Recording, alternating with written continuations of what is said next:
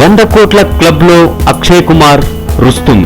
వరుస సినిమాల విజయాలతో దూసుకు వెళ్తున్న అక్షయ్ కుమార్ కి తన తాజా చిత్రం రుస్తుమ్ కూడా మంచి వసూలను సాధించి తన విజయ యాత్రను కొనసాగిస్తోంది. ఈ చిత్రంలో అక్షయ్ కుమార్ సరసన ఇలియానా హీరోయిన్ గా నటించింది. అయితే బాలీవుడ్ లో సరైన విజయం లేని సమయంలో రుస్తుమ్ సినిమాతో ఇలియానాకి కూడా ఒక మంచి విజయం దక్కినట్టయింది. ఎలాగైనా సరే బాలీవుడ్ లో తన హవా కొనసాగించాలని చూస్తున్న ఇలియానాకి రుస్తుమ్ సినిమా విజయం మరింత ఊపును తీసుకువచ్చినట్టయింది. రుస్తుమ్ సినిమాలో ఇలియానా పాత్ర తన భర్త అక్షయ్ కుమార్ కు ద్రోహం చేసి తరువాత మళ్లీ పశ్చాత్తాపంతో అతడి పంచన చేరిన భార్యగా ఆమె కనిపిస్తుంది. ఇక అక్షయ్ కుమార్ తన శత్రువును చంపేసి కూడా ఆ హత్య కేసు నుంచి తెలివిగా బయటపడిన నేవీ అధికారి పాత్రలో ఈ చిత్రంలో కనిపిస్తారు. రుస్తుమ్ సినిమా 4 వారాల్లో 127 కోట్ల రూపాయల వసూలు సాధించింది. ముందు నుంచే హిట్ టాక్ సంపాదించుకున్న రుస్తుమ్ సినిమాకు విమర్శకుల ప్రశంసలు కూడా లభించాయి. రుస్తుమ్ సినిమా సాధించిన